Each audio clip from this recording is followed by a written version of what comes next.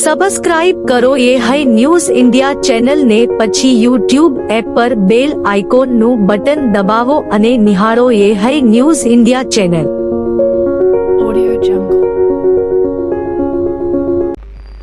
બનાસકાંઠા જિલ્લાના પાલનપુર તાલુકાના માલણ રોડ પર નશાની હાલતમાં દારૂ પીધેલા નબીરાઓએ જોરદાર અકસ્માત સર્જ્યો છે, જેમાં 3 લોકોને ગંભીર ઈજા પહોંચી હતી.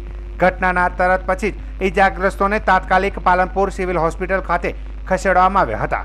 ઘટનાને પગલે આસપાસના લોકો ઘટના સ્થળે એકત્રિત થયા હતા અને નબીરાઓને ઝડપી પૂછપરછ શરૂ કરતા એક નબીરો બનાસકાંઠા એસઓજીના પોલીસકર્મીનો પુત્ર હોવાનો ખુલાસો થયો હતો.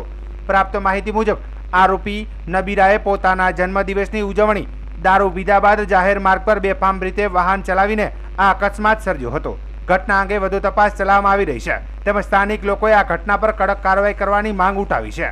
જયમીન પ્રજાપતિ, નિકુલ પ્રજાપતિ. જયમીન પ્રજાપતિ ચોનો પાલનપુર. પાલનપુર. નિકુલ પ્રજાપતિ પાલનપુર, વિશાલ વાઘેલા પાલનપુર, પીરાન બારોટ પાલનપુર અને બીજા 3 જણા હતા. વિશાલ બારોટચીઓ. હા, બોલ બોલ. વિશાલ વાઘેલા. વિશાલ વાઘેલા. બીજા 3 જણા નામના. કેટલા પીધેલા હતા? બધા બધા પીધેલા હતા. પોલીસ વાળો છોકરો હતો, એ દારૂ પીધેલો હતો ને? હા. એનું નામ શું? ભૂલ કની છે? સાહિલ. નામ શું એનું? સાહિલ મુડેઠિયા. મલોણાનો. હા. એ ફૂલ પીધેલો હતો ને? પીધેલો હતો, પણ હવે ભૂલ પેલા ભાઈની હોમે આવી હતી એટલે અડાઈ. હોમાં આવી એટલે અડાઈ. ભૂલ તમારી નહીં? ભૂલ અમારી નહીં. સાચું બોલો. સાચું બોલું. બનાસકાંઠા જિલ્લાના થરાદ, જેતળા, દિયોદર, લાખણી અને કાંકરેજ તાલુકાના ખેડૂતોએ ભારતમાલા રોડ માટે તેમની હજારો હેક્ટર ખેતીલાયક જમીનમાં કરવામાં આવેલા સંપાદન સામે આજે દિયોદરના સણાદર અંબાજી મંદિરે વિશાળ બેઠક યોજી હતી. ખેડૂતોનો આક્ષેપ છે કે સરકાર દ્વારા ખેતીલાયક જમીન માટે માત્ર ₹22 થી ₹24 જેટલો જંત્રી ભાવ અપાયો છે, જ્યારે બિનખેતી અને જમીન માટે ₹4300 થી વધુનો ભાવ ફાળવવામાં આવ્યો છે, જેમાં સ્પષ્ટ ભેદભાવ છે. આ મુદ્દે ખેડૂતોની તાત્કાલિક અસરકારક રજૂઆત તરીકે દિયોદરના પ્રાંત અધિકારીને આવેદનપત્ર આપવામાં આવ્યું હતું. રજૂઆત દરમિયાન ખેડૂતોએ સરકાર સામે સૂત્રોચ્ચાર કર્યા હતા અને ચીમકી ઉચ્ચારી હતી કે જો યોગ્ય વળતર ન અપાય તો આવનાર સમયમાં દિયોદર મામલતદાર કચેરી ખાતે મોટી સંખ્યામાં ઉપસ્થિત રહીને ધરણા કાર્યક્રમ યોજાશે, તેમજ પાટણ, મહેસાણા અને ગાંધીનગર સુધી વિશાળ આંદોલન છેડાશે. ખેડૂતોનો દાવો છે કે તેમની મહામૂલી ખેતીની જમીનને ખરીદીને તદ્દન ન્યૂનતમ વળતર આપવું અન્યાય છે અને સરકાર આમ કરીને ખેડૂતોના જીવનમાં કઠિનાઈ પરિસ્થિતિ ઊભી કરી રહી છે. તેઓ માગણી કરે છે કે ખેતી અને બિનખેતી જમીન માટે યોગ્ય જંત્રી ભાવ નક્કી કરવામાં આવે અને તમામ નુકસાનીનું યોગ્ય વળતર આપવામાં આવે. અત્યારે અમે તમામ ભારતમાલા પીડિત તમામ ખેડૂતો મળેલા હતા, કારણ કે સરકારશ્રીએ ખૂબ અનીતિ કરેલી છે. મારા ખેડૂતોને ₹22 જંત્રીનો ભાવ 2011નો 1 મીટરનો આપેલો છે, ત્યારે એને કરેલી જમીન છે એના ₹4300 થી ₹5000 1 મીટરનો ભાવ આપેલો છે. અમે સરકારશ્રીને કહેવા માંગીએ છીએ કે તાત્કાલિક આ તમામ રદ કરે અને નવેસર આયોજન કરી નવી કમિટી રચી અને નવેસર અમારે ખેડૂતોને ઊંચા ભાવ આપે એવી મારી માગણી છે. જો કરવામાં નહીં આવે તો આવતા શુક્રવારે દિયોદર કલેક્ટર સાહેબશ્રીની ઓફિસે મોટી સંખ્યાની અંદર ખેડૂતો એકઠા થશે, આવેદનપત્ર આપશે. આવતા સમયની અંદર દિયોદર એટલે કે થરાદથી ગાંધીનગર સુધી રેલીનું આયોજન પણ થશે. અમે સરકારશ્રીને કહેવા માંગીએ છીએ કે તાત્કાલિક ખેડૂતના હિતમાં નિર્ણય લે એવી મારી માગણી છે. જો સરકાર અમારો આ અવાજ નહીં સાંભળે તો બનાસકાંઠાની અંદર પણ વિષાદ વાળું થશે, એ યાદ રાખે. જય જવાન, જય કિસાન. વાળા રોડ નીકળ્યો છે અમારા ક્ષેત્રમાં. અમને સાહેબ કોઈ પૈસા હાલતું લોબા નથી. અમારા પશુ અને અમારા બાળ બચ્ચા અમે ચા હગરે છે. અમારી આવી મહેનતી છે કે આ પૈસાથી અમારે કોઈ થાય નહીં. અને ₹21 તો સાહેબ આ ચાના મોડી ચાના છે. મોડી ચાના ₹21 છે અને અમે સાહેબ ₹21 ચાના ભાવે અમે જમીન કેમ આપો? અમારા કેળે પશુ, જનાવર, અમારું ઘર, કુટુંબ અમે જેમ મૂકી દો. અમને મોટું લાભ આપે આવું કોક સરકાર છે અને કરે તો સારું લાગે, આવી મારી વિનંતી છે.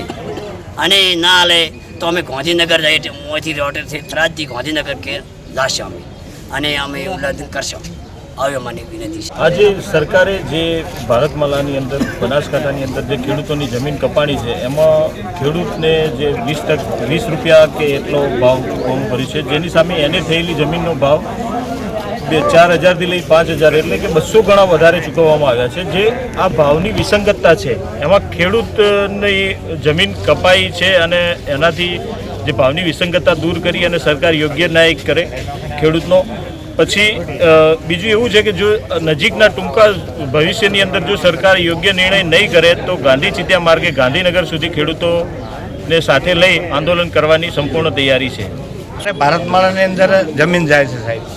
હવે એ જમીનના પૈસા વીઘે કે 4 લાખ કે 5 લાખ રૂપિયા આપે. હવે એ પૈસાની હું જમીન બજારમાં લેવા જાઉં તો 50 લાખ રૂપિયાનો ભાવ કરે છે. હવે મારા જમીન લેવી કેવી રીતે? 20 વીઘાની જમીન જાય છે તો એમાં 5 વીઘા મારે આવતી નથી.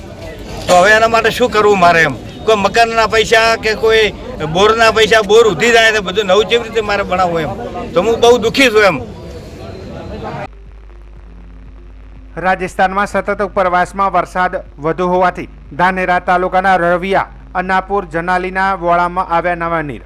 હવામાન વિભાગની આગાહી પ્રમાણે સતત 5 દિવસ વરસાદની સિસ્ટમ સક્રિય થતાં મોડી રાતથી ધોધમાર વરસાદ ચાલુ રહ્યો હતો.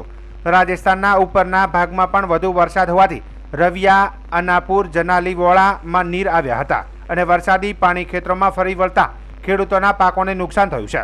જોકે આ વર્ષ સિઝનમાં ખેડૂતોને મગફળી જેવા પાકો પણ બિયારણ સાથે ધોવાઈ ગયા હોવાથી નુકસાનનો સામનો કરવો પડી રહ્યો છે. રવિયા અને જનાલી અને અન્નાપુરનો વહોળો આવતા ખેડૂતોને ખેતરે જવાનો રસ્તો બંધ થઈ ગયેલો હતો, જ્યારે પાણી થોડું ઉતરતા જ ખેડૂતો ખેતરે જઈ શક્યા હતા. બનાસકાંઠા જિલ્લાના કાંકરેજ પંથકમાં આજે વહેલી સવારથી ધીમી ધારે વરસાદ શરૂ થયો છે. થરા, શિહોરી, ખારિયા, કંબોઈ, ખીમણા, રાનેર, ઉણ, ટોટાણા અને તેરવાડા સહિતના વિસ્તારોમાં વરસાદ નોંધાયો છે.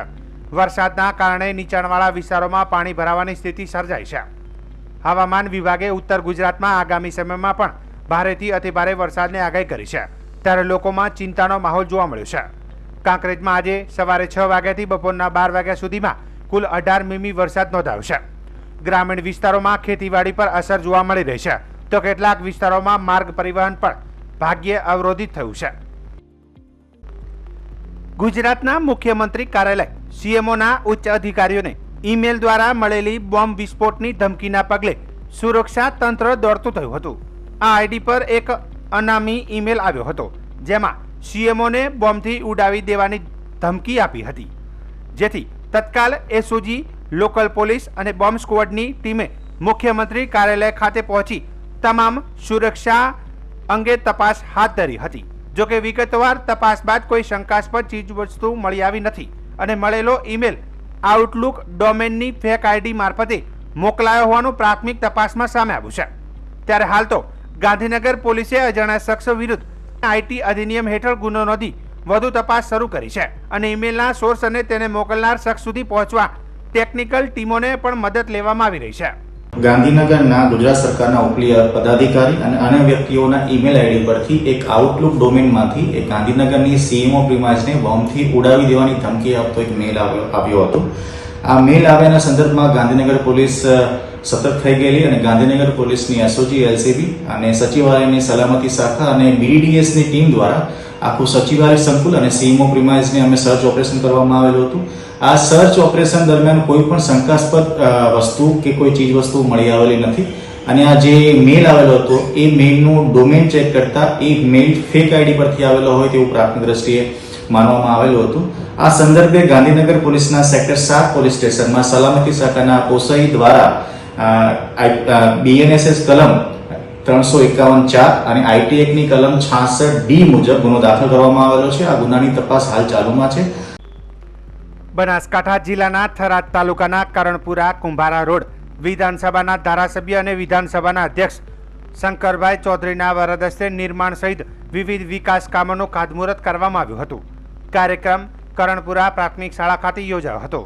આ કાર્યક્રમ અંતર્ગત ₹2,51,51,00,000ના રોડનું કામ, 64 લાખના ગ્રામ પંચાયતના વિવિધ વિકાસના કામો, 61 લાખના માધ્યમિક શાળાના સમારકામ અને આધુનિકરણ તેમજ 40 લાખના ખર્ચે બંને ગામની આંગણવાડી કેન્દ્રોની સુવિધાઓ વિકસાવવામાં આવશે. કુલ 252 લાખના વિવિધ વિકાસ કાર્યો માટે આજે ખાતમુહૂર્ત કરવામાં આવ્યું હતું. કાર્યક્રમમાં ઘેસડા ગ્રામ પંચાયતના સરપંચ, સ્થાનિક આગેવાનો તેમજ મોટી સંખ્યામાં ગ્રામજનો ઉપસ્થિત રહ્યા હતા અને કાર્યક્રમના અંતે શાળા પરિસરમાં વૃક્ષારોપણ પણ કરવામાં આવ્યું હતું. જેથી પર્યાવરણ જાગૃતિ સાથે વિકાસની દિશામાં મહત્વપૂર્ણ પગલું ભરાયું છે. બનાસકાંઠા જિલ્લાના થરાદ શહેર અને આસપાસના વિસ્તારોમાં વહેલી સવારે ગાજવીજ સાથે ધોધમાર વરસાદ પડ્યો છે. વરસાદે શહેરના નીચાણવાળા વિસ્તારોમાં પાણી ભરાયા છે. બસ સ્ટેશન વિસ્તાર અને આસપાસની સોસાયટીઓમાં વરસાદી પાણી ભરાઈ ગયા છે. બુઢનપુર નજીક ભારતમાળા હાઈવેના બ્રિજ નીચે પાણી ભરાવાની વાહન ચાલકોને મુશ્કેલી પડી રહી છે. સ્થાનિકોના મતે હાઈવે ઓથોરિટીની બેદરકારી આ સમસ્યા ઉદ્ભવી છે. આશાપુરા સોસાયટીના રહીશોના જણાવ્યા મુજબ વરસાદનું પાણી સોસાયટીમાં ઘૂસી જાય છે અને બાળકોને શાળાએ જવામાં તકલીફ પડે છે, તો કેટલાક ઘરોમાં પાણી ઘૂસી જતા રહેવાસીઓ પણ પરેશાન છે. થરાદ તાલુકાના ગામડાઓમાં પણ ભારે વરસાદ નોંધાયો છે. ગરમી અને ઉકળાટ બાદ આવેલા વરસાદથી લોકોએ રાહત મળી છે. ખેડૂતોમાં ખુશીનો માહોલ છે, ત્યારે હવામાન વિભાગે આગામી કલાકોમાં વધુ વરસાદની આગાહી પણ કરી છે. આજે સાહેબ કરોડોના ખર્ચે આ રોડ બનાવેલા છે. રોડના નીચે કોઈ જાતના ઘરનાળા કે કશું કે કોઈ સુવિધા મૂકી નથી અને ડાયરેક્ટ હાઈવે ઉપર પાણી ભરાઈ જાય છે અને હાઈવેનું પાણી સીધું ડાયરેક્ટ મા હોસ્પિટલ રોડ થઈ અને આ ડાયરેક્ટ આ સોસાયટી આશાપુરી વિસ્તારની અંદર આવે છે. અને છોકરાને ભણવા જવું હોય તો છોકરાને અત્યારે ભણવા જવા માટે કોઈ સુવિધા જેવું કોઈ છે જ નહીં, કારણ કે હવે છોકરું ભણવા કઈ રીતે જાય અને કરોડોના ખર્ચા કર્યા છે છતાં કે એડો અહીંયા રોડ ઉપર કે અહીંયા પાણી જાય અને પાણીનો નિકાલ થાય એવું કોઈ સુવિધા છે નહીં. એટલે તંત્રને એટલું કહેવું છે કે આની થોડું પાણીનો નિકાલ થાય. અને આશાપુરી વિસ્તારના અંદર ઘણા એવા મકાન આવેલા છે, આગળ જોવા જો ને તો 3 થી 4 ફૂટ પાણી અંદર ભરાયેલું છે અને અંદર આગળ જવાય એવું છે નહીં. નગરપાલિકાને તો અમુક ટાઈમે ઘણી રજૂઆત કરી છે પણ આના ઉપર કોઈ ધ્યાન દોર્યું. હા, રોડ બનાવવા આવે ત્યારે 2-4 ઇંચ રોડ ઉપર થોડુંક કવર કરી નાખે બરાબર, પણ ઢાળ પાડવો હોય છે હમણાં પડી જાય છે હમણાં, એટલે કોઈ એનો મેળ જ આવતો નથી. પણ જો થોડુંક વ્યવસ્થિત રીતે હાલના જો ગટર બટર સુવિધા વ્યવસ્થિત કરે ને તો પાણી નીકળવાની શક્યતા થાય કરી. આપનું નામ? સત્તારભાઈ. અને આજે પાછું આ ખાડાનું પાણી પાછું અહીંયા પાછળ જે બસ સ્ટેન્ડના પાછળના ભાગનો વિસ્તાર રહ્યો કે નહીં ત્યાં પાણી બધું ભરાય અને પાણી બધું ભરાય એટલે પછી એકલા મચ્છરિયા થાય અને મચ્છરના હિસાબે પછી રાતે ઉરવું કાટું પડી જાય છે. બનાસકાંઠા જિલ્લાના ધાનેરા તાલુકાના નાના મેડા અને જનાલી ગામ વચ્ચે એક વહોળો વહે છે, જે ચોમાસાના સમયમાં ખેતરનું વરસાદી પાણી વહન કરે છે. પરિણામે આ વહોળો ઉપરથી પસાર થતો રસ્તો બંધ થઈ જાય છે અને લોકો તથા વાહનો માટે આ રસ્તો દુર્લભ અને જોખમજનક બની જાય છે. ગામ લોકોની લાંબા સમયથી માંગ હતી કે અહીં પુલનું નિર્માણ થવું જોઈએ. સરકાર દ્વારા પુલ બાંધવા પણ આવ્યો, પરંતુ તેની રચના અને ઊંચાઈને લઈને હાલ ફરીથી પ્રશ્ન ઊભો થયો છે. વરસાદ દરમિયાન માત્ર 2 વખત પાણી આવતા જ પુલ નીચેનો ભાગ રેતીથી બુરાઈ ગયો છે. પરિણામે પાણી પુલના ઉપરથી વહેવા લાગ્યું અને લોકોના અવરજવર માટે ફરી મુશ્કેલી ઊભી થઈ છે અને લોકો વહોળામાંથી પસાર થવા મજબૂર બન્યા છે, જેનાથી તેમની સુરક્ષા જોખમમાં પડી છે. આ પુલ માત્ર 3 ફૂટ ઊંચો બનાવવામાં આવ્યો છે, જ્યારે આસપાસની નદીઓમાં રેતી ભરાઈ જવાથી પુલના નીચે પાણીની જર પૂરતી જગ્યા રહી નથી. ગ્રામજનોનો આક્ષેપ છે કે જો પુલ 10 ફૂટ ઊંચો બનાવાયો હોત તો અથવા તો રેતી ખસેડવાની છૂટ અપાઈ હોત તો પાણી સરળતાથી પસાર થઈ શકત. ગ્રામજનોનું માનવું છે કે કોન્ટ્રાક્ટરો, એન્જિનિયરો અને સંબંધિત અધિકારીઓએ ફક્ત પોતાના લાભ માટે આ પુલ અયોગ્ય રીતે બનાવ્યો છે, જેનાથી સરકારી નાણાંનો દુરુપયોગ થયો છે. હાલ ચોમાસાના સમયમાં જો તાકીદે પુલની નીચેની રેતી ખસેડવામાં નહીં આવે તો પુનઃ વરસાદી પાણી ગામ અને ખેતરોમાં પ્રવેશી શકે છે, જેનાથી લોકોના જીવ, ધન અને પશુધનને પણ નુકસાન થવાની શક્યતા રહેલી છે. ગ્રામજનોએ તાકીદે યોગ્ય પગલાં ભરવાની માંગ સાથે કહ્યું છે કે વળી વરસાદ આવે તે પહેલા યોગ્ય નિવારણ ન લવાય તો મોટું નુકસાન ચોક્કસ થવાની ભીતિ છે.